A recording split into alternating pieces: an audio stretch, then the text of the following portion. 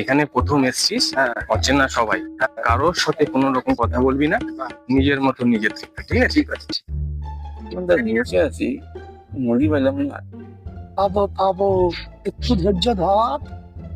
আরে তোরা এরাও এখানে?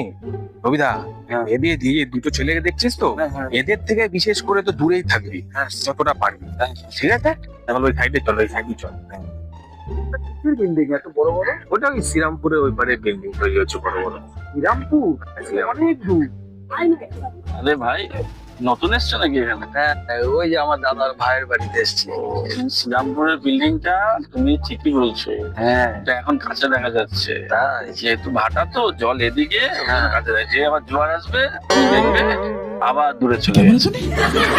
ओ भाई मारो मुझे, मारो मारो मुझे, मारो मारो।